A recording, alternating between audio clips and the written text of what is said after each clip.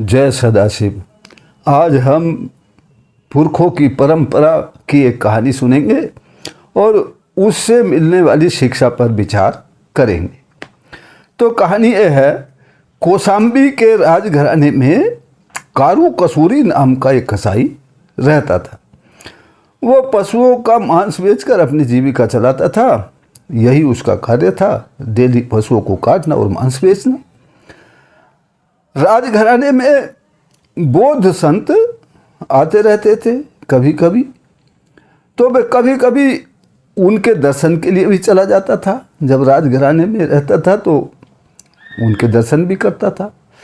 संत किसी भी प्रकार की हिंसा न करने की प्रेरणा दिया करते थे। जब भी उसको मिलते थे तो उनसे यही कहते थे कि किसी प्रकार की हिंसा नहीं करनी चाहिए। कारू कसूरी उनसे कहता था कि मैं अपने पुरखों के धंधे को कैसे छोड़ दूं? यदि मैं हिंसा न करूंगा तो खाऊंगा क्या? अपने परिवार को कैसे पालूंगा? लेकिन जब कारू कसाई बूढ़ा हो गया तो उसने तलवार अपने बेटे सुलस को सौंप दी। कसाईयों की पंचायत में सुलस से कहा गया कि कुल देवी की प्रतिमा के समक्ष भैंसे की बलि दो।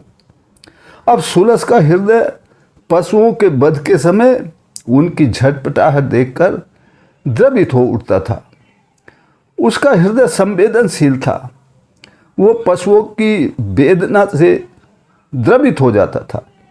अतः उससे तलवार नहीं उठी तो मुखिया ने, जो पंचायत का मुखिया था, उसने दोबारा कहा कि बेटे, यह हमारी कुल परंपरा है।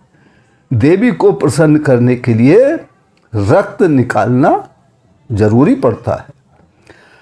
तब सुलस ने कहा कि ऐसी बात है। तो सुलस ने भैंसे की जगह अपने पैर पर तलवार से वार कर दिया और पैर से खून बहने लगा। ऐसा करने का कारण पूछने पर सुलस बोला, यदि कुल देवी को रक्त की ही चाहत है तो किसी निर्दोष का खून बहाने से बेहतर है कि वे मेरा ही रक्त स्वीकार कर ले। उसका उत्तर सुनकर कारू कसाई का हृदय द्रवित हो उठा।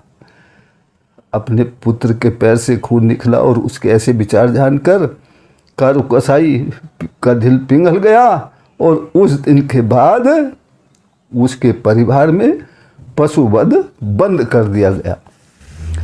लेकिन आज भी समाज में जो भी आतंकवाद, जो दंगे, खून खराबे बढ़ रहे हैं, वे सब संवेदनहीनता के कारण पैदा हो रहे हैं। हम बच्चों की संवेदनाओं को खत्म कर रहे हैं। हम बच्चों को पुरखों द्वारा चलाए गए कार्यों को ही करने के लिए बाध्य करते हैं। बच्चों को पुरखों की परंपरा, धर्मों की परंपरा, शास्त्रों की परंपरा का ही पालन करने के लिए बाध्य करते हैं। यह नहीं विचार करते कि पूर्वजों के समय परिस्थिति और थी, आज की परिस्थितियां में बहुत बदलाव आ गया है। आज हर युवा शिक्षित है, अपना भला बुरा जानता है, क्या सत्य है क्या झूठ है उसको पहचान है। उसकी संवेदनाओं को खत्म करने का प्रयास ना करें, उसको सतमार्ग पर चलने दें, तभी समाज सुरक्षित हो सकता है। इस कहानी से हमें यही शिक्षा लेनी चाहिए और परमपिता परमात्मा सदाशिव सभी को सतमार्ग पर चलने की शक्ति प्रदान करें। इसी प्रार्थना के साथ फिर मिलते हैं अगली वीडियो में। तब तक के लिए जय सदाशिव।